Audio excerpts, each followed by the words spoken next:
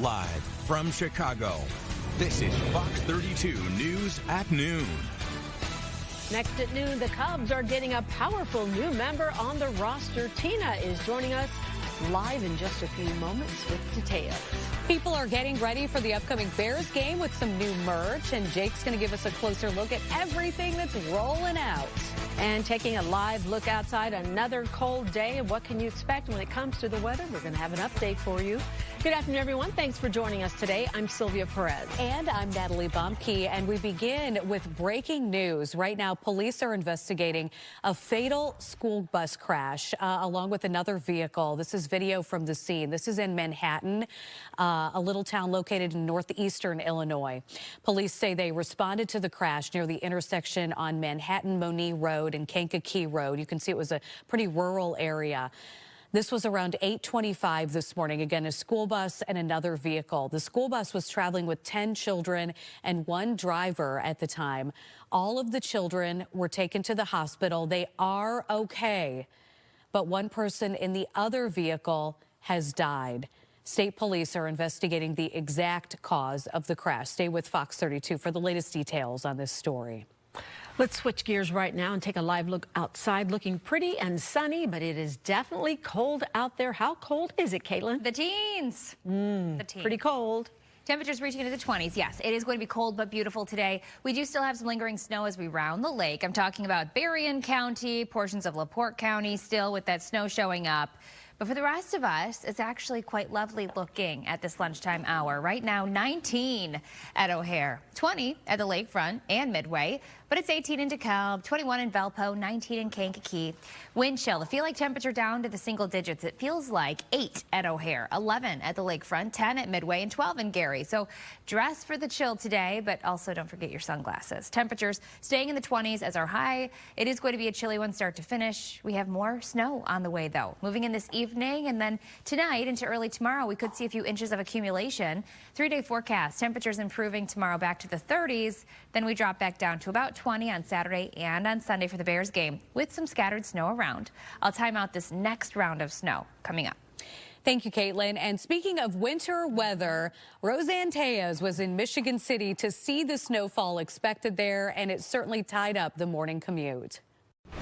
Well, we're right off of Indian Boundary Road at Council Drive in Chesterton, Indiana, where it was a snowy start to the day today. The Lake Effect snow machine was up and running very early in Porter County, hitting Portage in the overnight hours with heavy blowing snow, making travel a real challenge. Then there was a break for several hours, but the snow returned, this time in Chesterton, where my 8 a.m. live shot looked a bit like it was shot in a snow globe. Locals say this kind of weather is no big deal and even offered some advice for people who may be less schooled in driving in these conditions. It's pretty crazy, but if you know how to drive, you're okay.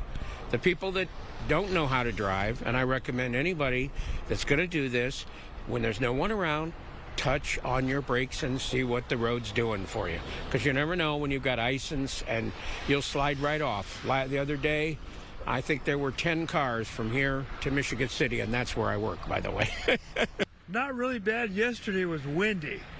We didn't get a lot of snow, but wind was terrible. I've lived here 57 years. I'm used to it. Drive slow and careful. Drive slow. The roads are getting slick again. I mean, we had 2 snowstorms in November, but this ain't nothing. I just drive careful. Overall, Northwest Indiana got a lot more snow than the Chicago area, but people here say living on the southern rim of Lake Michigan, they are used to it. Roseanne Tejas, Fox Chicago. Thank you, Roseanne. And happening at 1:30, a federal judge is hearing arguments in a lawsuit over the alleged conditions at the Broadview ICE facility. Now, the case was filed against Homeland Security Secretary Kristi Noem, ICE, and other federal officials. It claims detainees were exposed to unsafe and inhumane conditions while in custody there. The federal government is asking for the case be dismissed, saying the complaint doesn't meet legal standards. Today's hearing will determine whether that lawsuit will move forward. And meanwhile, the state of Illinois is asking that the lawsuit be reassigned to a different judge. State attorneys want Judge Sarah Ellis, who is already overseeing a related case against the Department of Homeland Security, filed by the Chicago Headline Club. She's expected to make a decision on the Chicago Headline Club's motion to voluntarily dismiss their case later this month. The reassignment request will be heard at 1:45. President Donald Trump threatening to use the Insurrection Act to end protests in Minneapolis. This comes after another shooting involving ICE agents. The Department of Homeland Security says federal officers were trying to arrest a Venezuelan man who's in the country illegally when several people came out of a nearby apartment and attacked the officer with a shovel and broom handle. That's when the officer shot a person in the leg. Minneapolis Mayor Jacob Frey condemned ICE while urging peaceful protest. For anyone that is taking the bait tonight, stop. That is not helpful. Go home. We cannot counter Donald Trump's chaos with our own brand of chaos. DHS says the officer acted in self-defense. Both he and the person he shot were hospitalized. A well-known Chicago law firm is representing the family of Renee Good, the woman killed in Minnesota. She was fatally shot by an ICE agent in Minneapolis just a week ago. Homeland Security says she rammed her vehicle into a federal agent who suffered internal bleeding. Romanucci and Blandon has launched a civil investigation into her death. That firm also helped win a record settlement in George Floyd's murder. The Trump administration is making another push to send the National Guard to Chicago despite a Supreme Court ruling. A report from the Chicago Tribune says the Department of Justice is open to reaching a settlement with the state that would allow troops in the city. Illinois sued to block the Guard's deployment after the Trump administration launched Midway Blitz.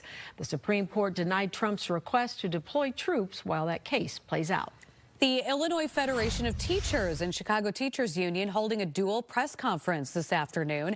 Organizers want the state to change its tax codes and reinvest more money into schools, public transit, and other public services. This is in response to tax cuts by the Trump administration.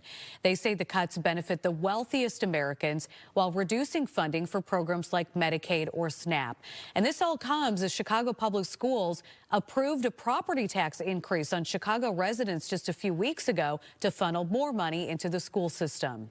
Hundreds of United flight attendants are wrapping up demonstrations outside the company's headquarters downtown.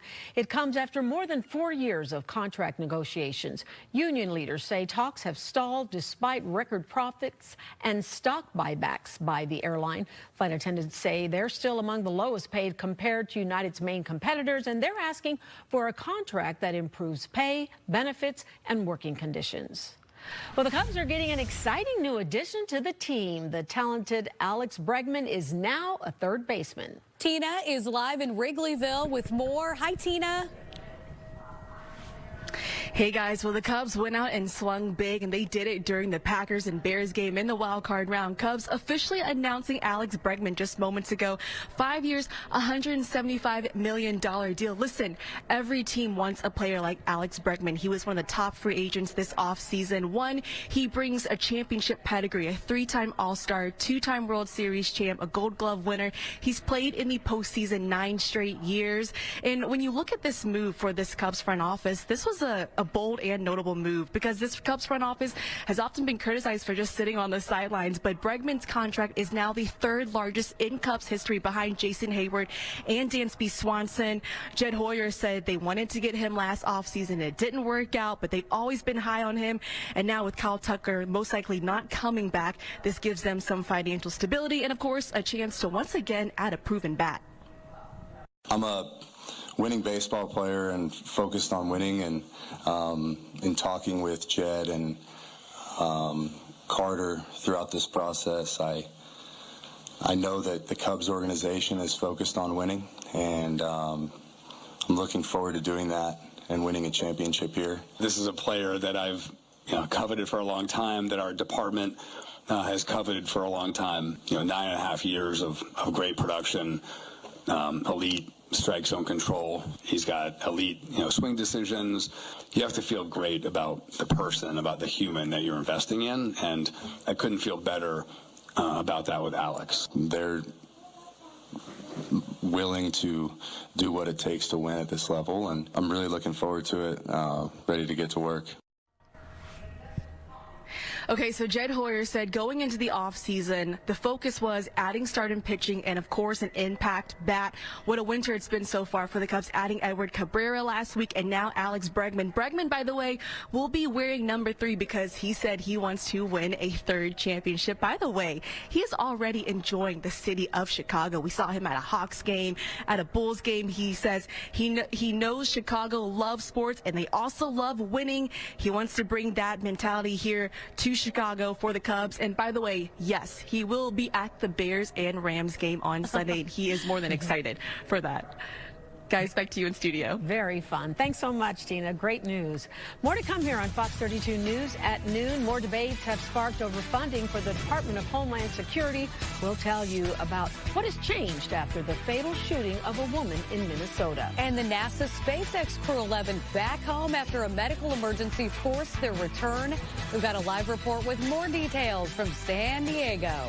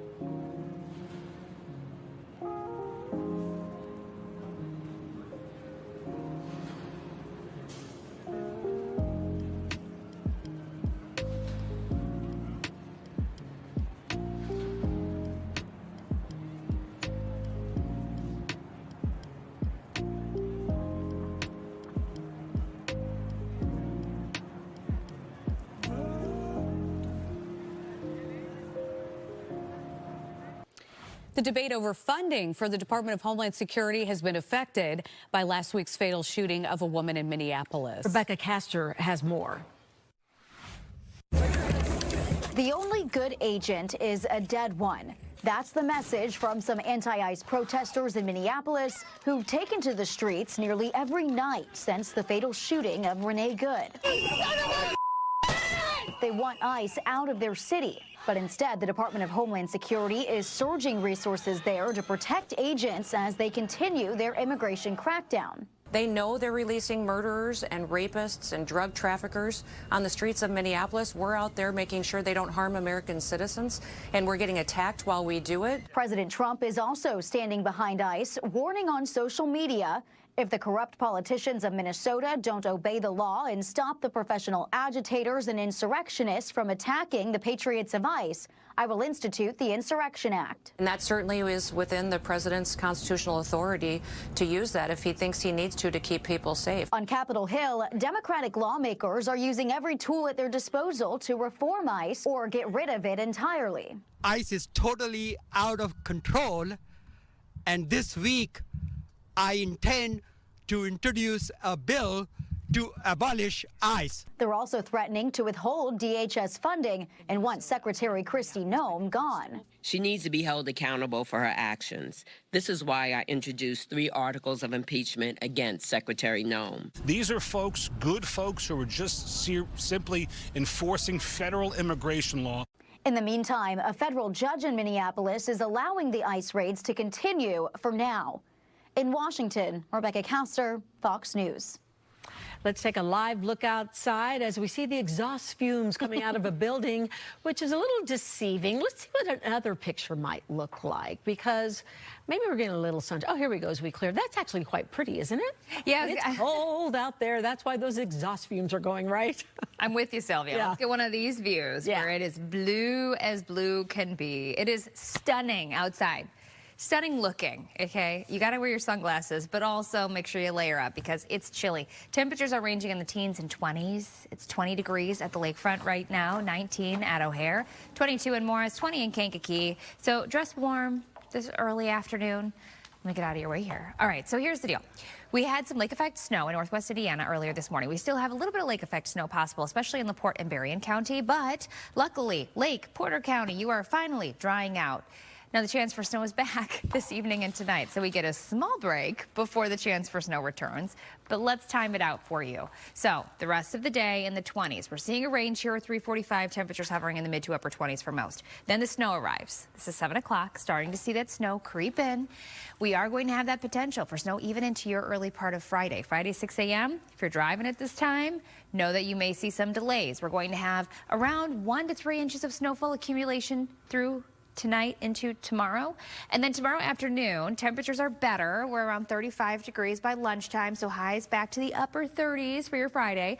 But we have the potential for some scattered light snow even into the afternoon and evening.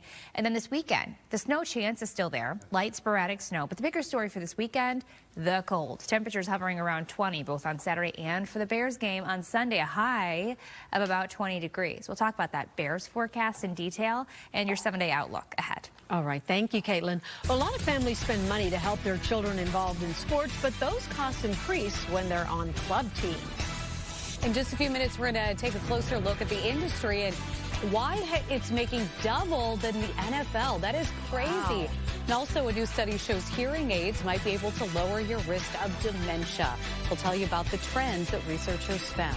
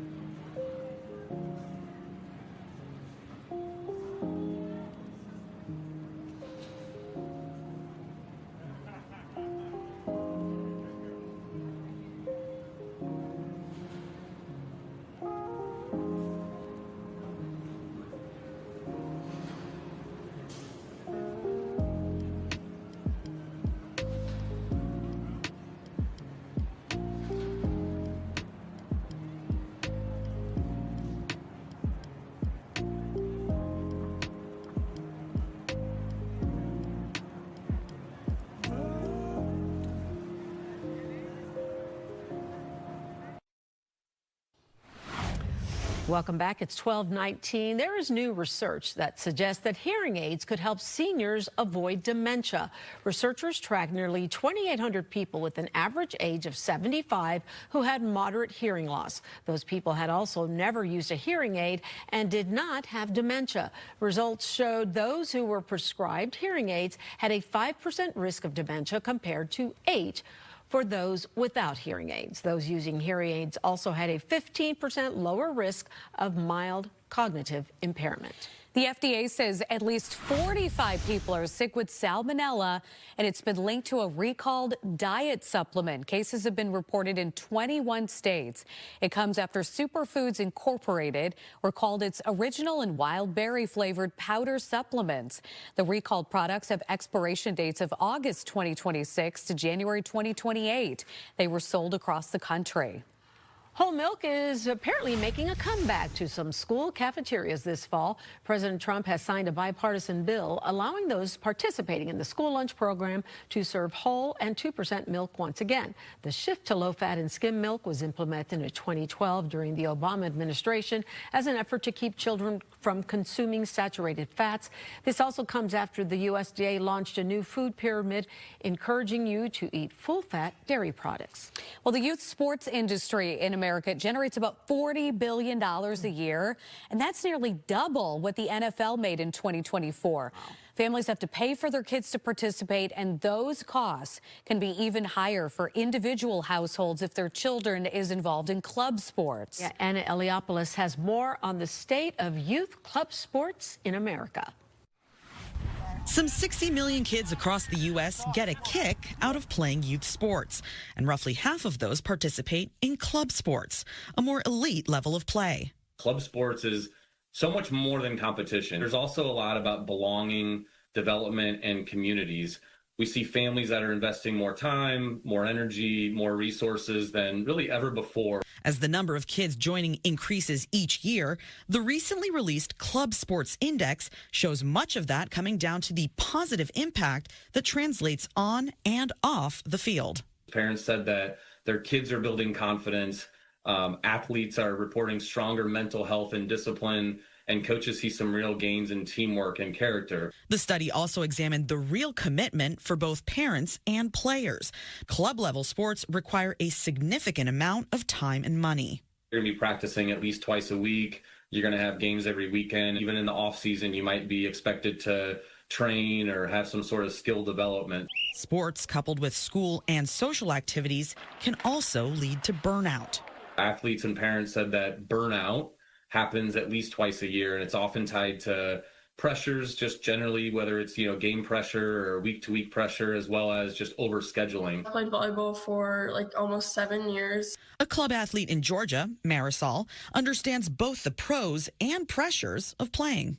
With club, you get more opportunities. You meet more people that you would never meet in high school. So I think it develops your social skills.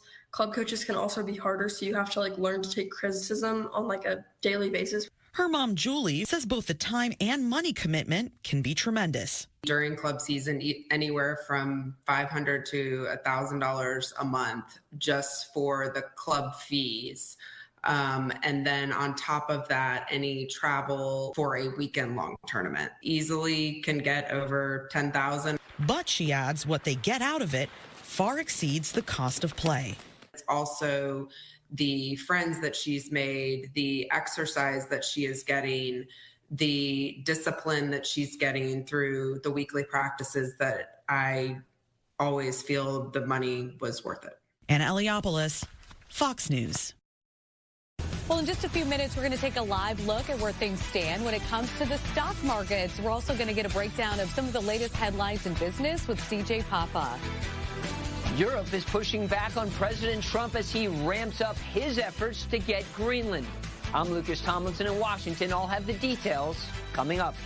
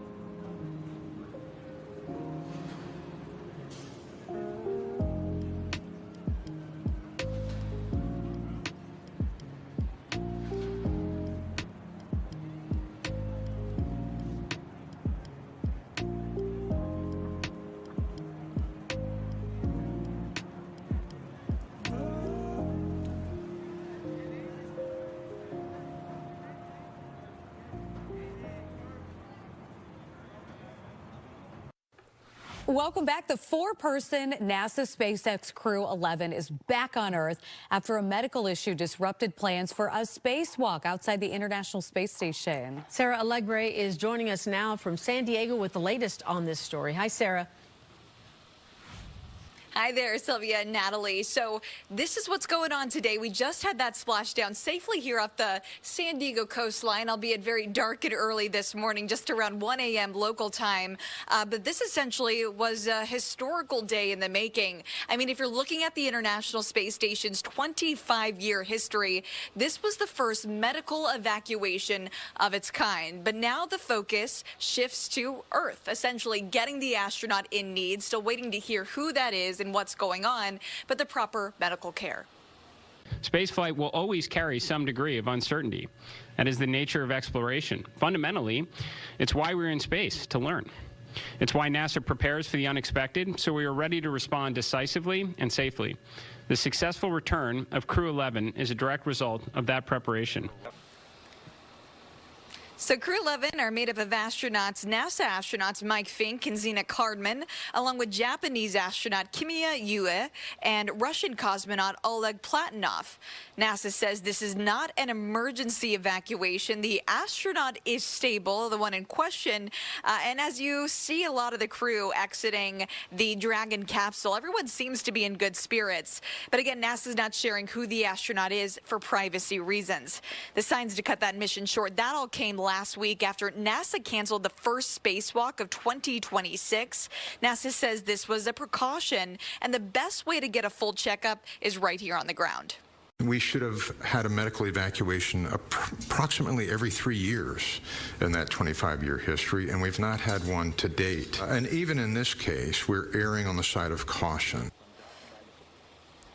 So Crew 11 undocked yesterday afternoon in the same SpaceX Dragon capsule that brought them to the ISS back in August. Thrusters fired off early this morning, slowing the capsule before splashdown off Southern California around 4 a.m. Eastern, 1 a.m. local. The crew is then flown by helicopter to shore after medical checks on the recovery ship, and you can see the crews in the water kind of lassoing them aboard. Now Crew 11's off to NASA's Johnson Space Center in Houston. That's where that full recovery will take place very soon. Now with Crew 11, though, here on Earth, the International Space Station is short some folks. There were 7 originally. Now they're still waiting on 4, and it looks like NASA will send Crew 12. This is going to be an expedited trip this time next month, coming up February 15th. Guys, back to you. Thank you for that, Sarah. Here's a look at some of the top stories we're following for you this afternoon. The city of Chicago considering selling the naming rights to both O'Hare and Midway International airports.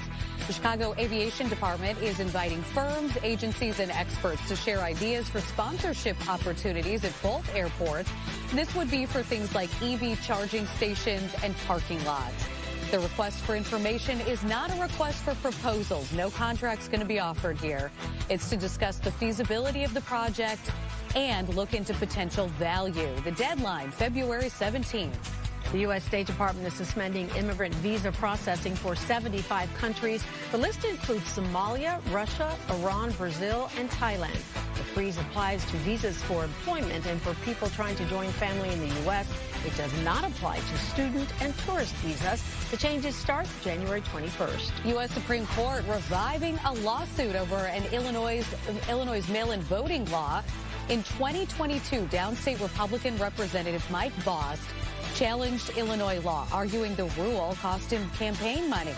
The policy allows counting up to 2 weeks after Election Day, as long as they're postmarked by Election Day and not after. And the problem with that is now there's so many ballots arriving after Election Day that is really starting to undermine the confidence in the election, because, I mean, you go to bed at night, there's 150,000 votes, and you wake up in the morning and suddenly there's 250,000 votes. More than a dozen states have similar mail-in ballot policies.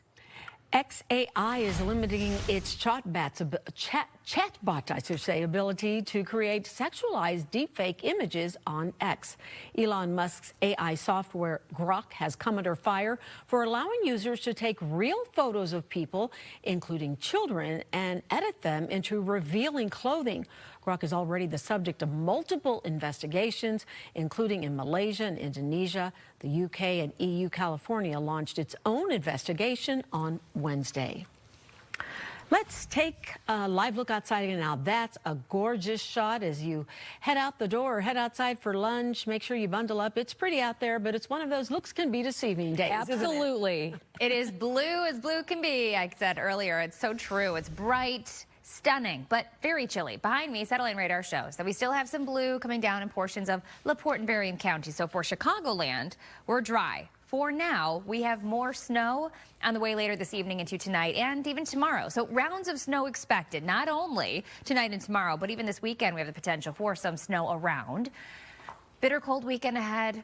Yes, and maybe it'll play to our favor for the Bears game on Sunday. Temperatures are going to feel like we could be near zero, though, for the game. So if you are just watching the game, it is going to be a chilly one. Over the next 12 hours, temperatures, they don't budge too much. We're actually staying in the 20s tonight, but that chance for snow is returning as soon as 8 or 9 p.m., and we are going to have the potential for a quick couple of inches of accumulation. In the meantime, this afternoon, right around 25 degrees, we're going to have that northwest wind up to 20 or 25 miles per hour. Here's your futurecast to show the timing of that snow arrival. Again, this evening starting to take over Chicagoland, and it does continue into early tomorrow. So your drive may be impacted tomorrow morning. Watch out for slick spots, and we could see a few inches of accumulation. Then in the afternoon tomorrow, we are going to have scattered light snow possible. And then as we head on into the weekend, that's when it is going to be a weekend of cold temperatures and just a few snow flurries here or there. So it's not going to be a big snowmaker this weekend, but there could be some snow around. Now for the Bears forecast, it is going to be downright chilly. These are the actual temperatures that we do expect. For kickoff, right around 19 with mostly cloudy skies, and then the mid-teens by the end of the game. So if you are going to the Bears game this weekend, make sure you're dressed warm and you're prepared for the chill. 7-day forecast, temperatures are going to remain cold next week. In fact, we could be dropping down to around 10 to 15 degrees on Monday, and then we're slowly climbing back to the 20s on Tuesday and Wednesday. So it is going to be a quiet first half of the week next week, but my goodness, winter is back. Chicago, back to you. All right. Thank you, Caitlin. Europe is pushing back on President Trump's push to acquire Greenland, with troops from several European countries now arriving there. And Lucas Tomlinson has more on their defense. European troops are on the ground in Greenland. The first deployments of NATO's Operation Arctic Endurance are now underway. Half a dozen European countries providing personnel or support, hoping to show a skeptical White House that they're committed to Greenland's defense. We will show the United States that NATO is present and European countries are mobilizing within NATO to ensure national security for the entire region and thus also for the United States. The deployments come just hours after the president doubled down on his efforts to acquire Greenland, a self-governing Danish territory, once again claiming it's essential for America's national security. The problem is there's not a thing that Denmark can do about it if Russia or China wants to occupy Greenland, but there's everything we can do. A growing number of Greenlandic lawmakers are now urging NATO to get the U.S. to back down, saying efforts to boost security for the island should be a mutual decision. We're not going to sell our country just to let it be owned by another country, but we are open to discussions. The president also getting significant pushback from lawmakers here at home. And in America's Danish communities, the threat of military force against the Danish possession is being met with a mix of humor and alarm. It seems very preposterous. It's one of those things I think we all discuss. It doesn't seem like a reality. Danish and American officials agreed to set up a working group hoping to find a peaceful way to address the president's concerns. In Washington, Lucas Tomlinson, Fox Chicago. Well, we're getting ready for Sunday's game against the Rams, and so are some local artists. Coming up on the news at 4, we're going to be giving you a closer look at a pretty cool new ice sculpture that is honoring Caleb Williams. Is that ice, really? It looks like it is. Not bad.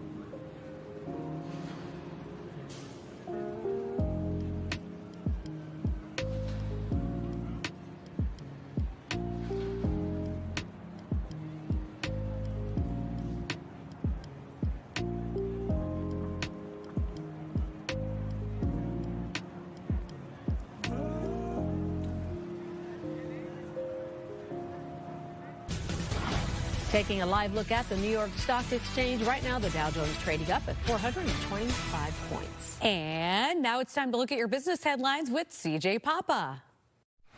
Macy's announcing it will be closing 14 stores in its efforts for a turnaround. The department store giant plans to close 150 stores in total this year.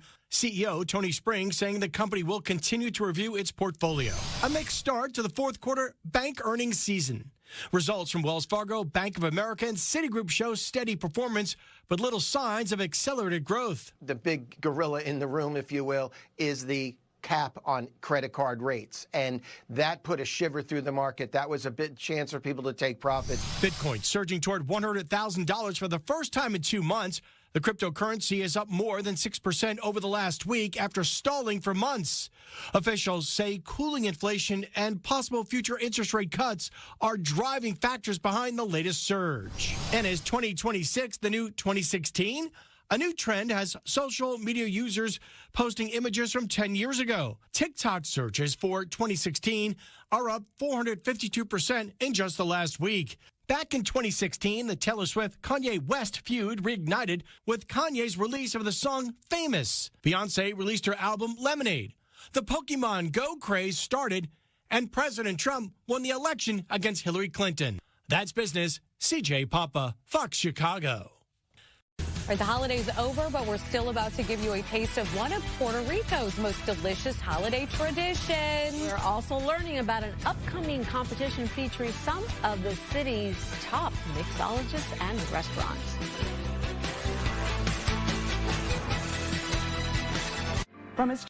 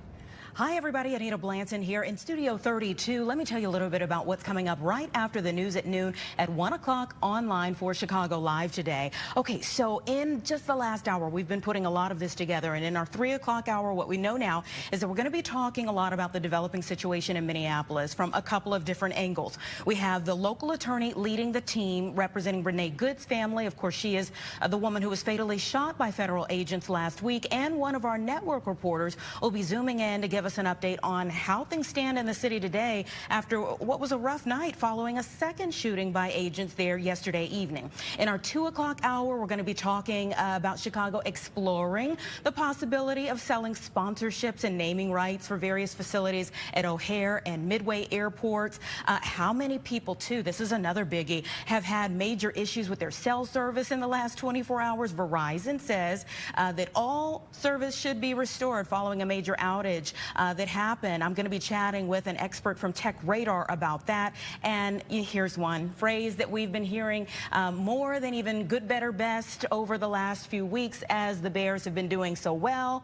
This Chicago. We're going to talk to DJ Ferris. I'm super excited about it. He is the man who started it all. Again, that's all from 1 to 4 p.m. online for Chicago Live. Sylvia?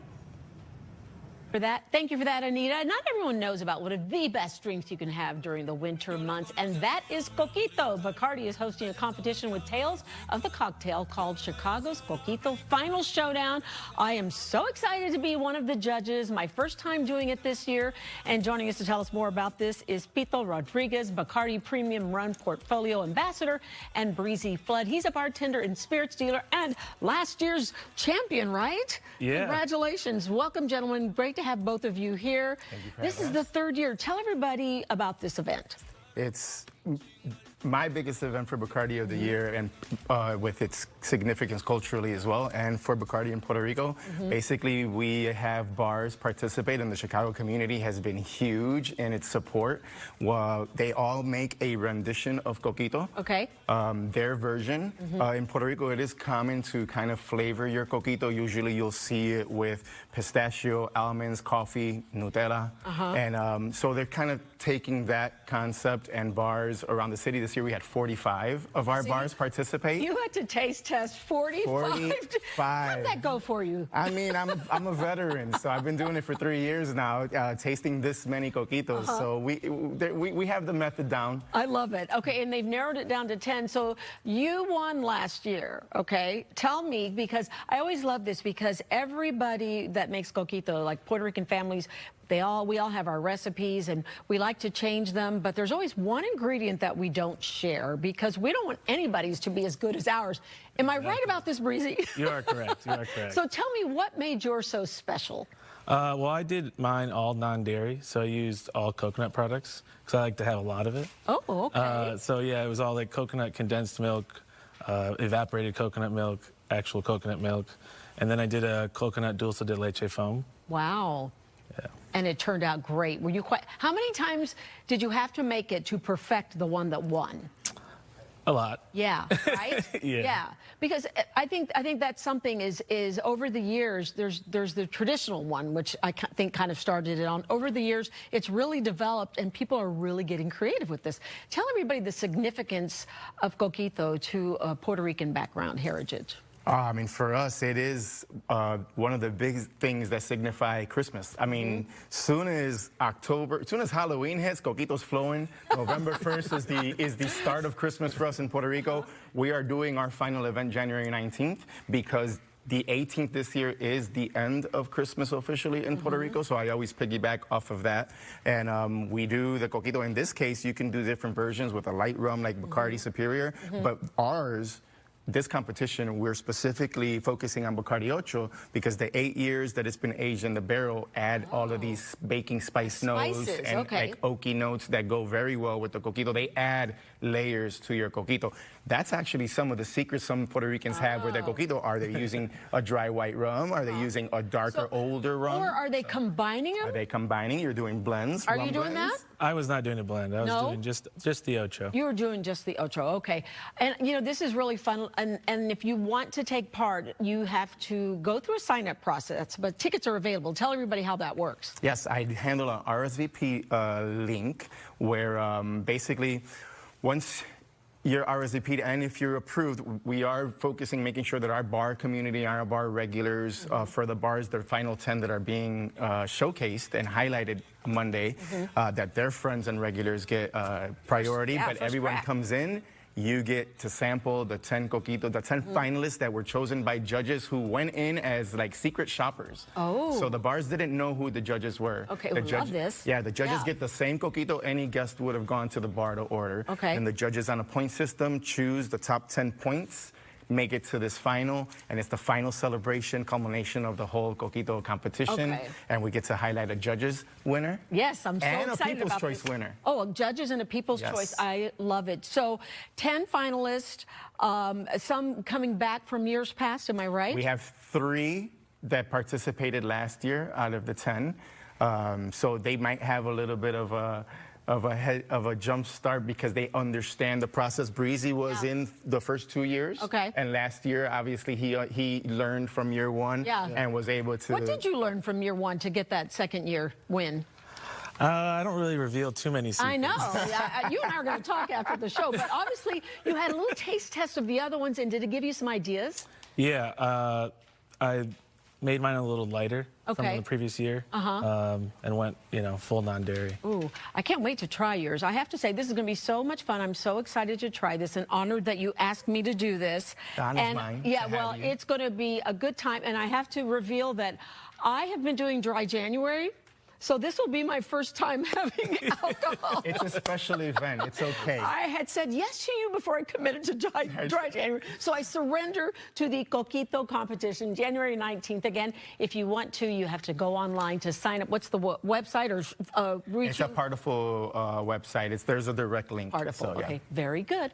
Thank you. Great to see you guys, and I'll see you on Monday. And bring me a sample of yours, will you? I'll bring you a couple. Oh yeah, I'm so excited. Okay, appreciate it, guys. It's going to be a good time. A lot more to come.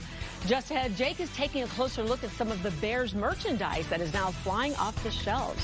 You guys Bears fans? Absolutely. If you're looking to refresh your Bears merch ahead of this Sunday's game, we got a good, better, best option for you. We're out here at the Bears Pro Shop at Soldier Field with everything you need to know to get ready for this Sunday's game. Chicago.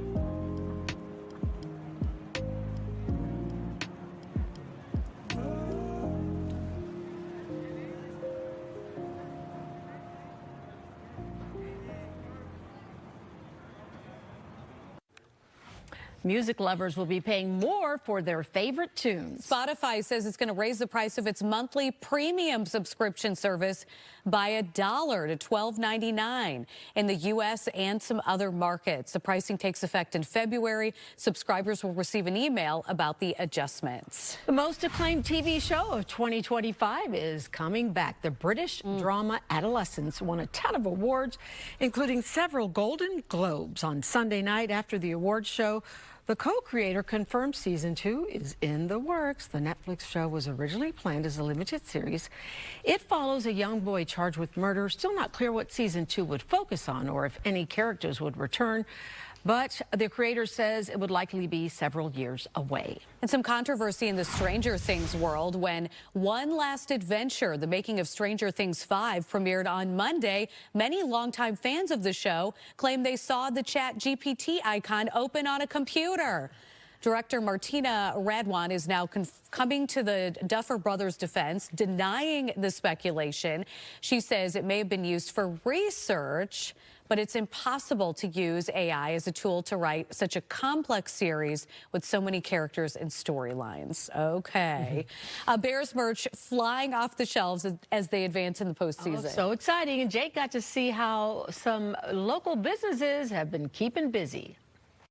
That's right, guys. We know Bears fans are the absolute best in the NFL, but you know what? They're also the best looking and the best dressed. And a big reason why is where we are right now, the Bears Pro Shop out at Soldier Field that has everything you need to maybe have a little refresh before the big game on Sunday. We're back here with Sarah Smith, VP of Fan Development and Marketing. Sarah, I'd imagine anything with these 3 words on it basically flying off the shelf. Absolutely. This is our good, better, best collection that was designed by our in-house brand creative team. We have sizes for women, men, unisex, kids, you name it. It's been a top seller. And also, it's got such a great story behind it, and you can know that when you get something like that, it's still going to be great next season, 10 seasons from now. But I'd imagine, particularly this weekend, people want to put a timestamp on where we are right now. And any merchandise that says 2025 playoffs, division champs, I'd imagine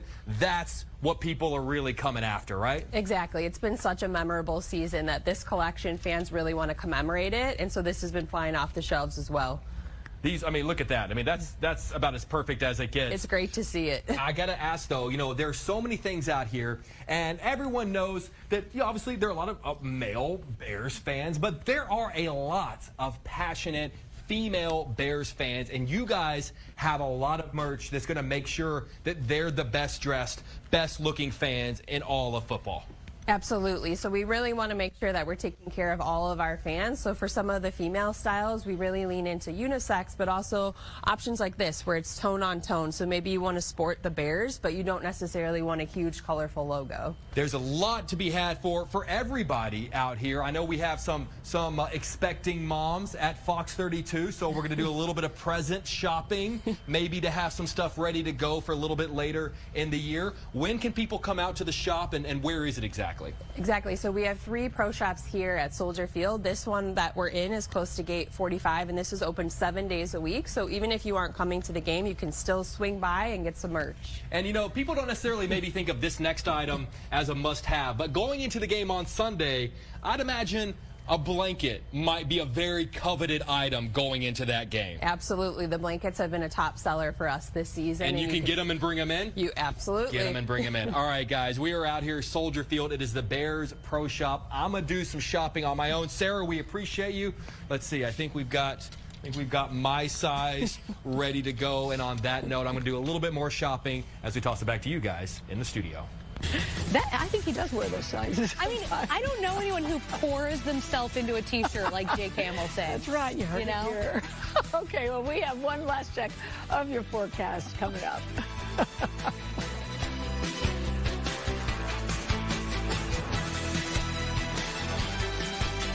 I'm John.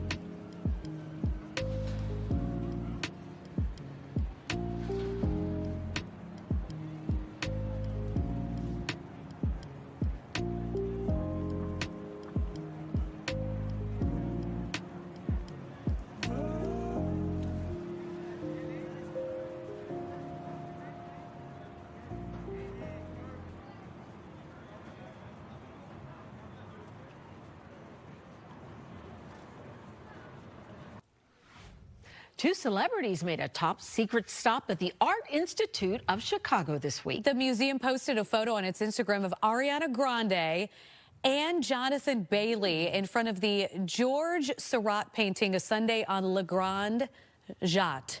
I had to practice that in my head. The actors are promoting an upcoming musical actually inspired by that painting that you're looking at. It is called Sunday in the Park with George, but it's not set to open until the summer of 2027, and you have to travel to London to see it. Cool. I wonder if that was during the off hours, huh? It had to have been. Had to be, yes. Okay, calling all Caleb's. The Wiener Circle is moving on from coach Ben Johnson and hosting a look-alike contest for the Bears star quarterback. It's the famous hot dog stand, of course, on Clark Street. Next Tuesday at 6 p.m. is when it's going to happen. Their last look-alike contest for Johnson drew nearly 1,000 fans. All right. I could watch that guy take off his shirt all day, but you don't want to be doing that outside. It is so cold out there. I was wondering if people are going to be shirtless at the game this weekend. Oh, you know they will. It's Chicago. It's what they do. I hope unlike when the camera pans away, they throw on a sweatshirt or something, because it's going to be brutally cold. Let's talk about how cold it's going to be this weekend. 7-day forecast. The rest of the day today.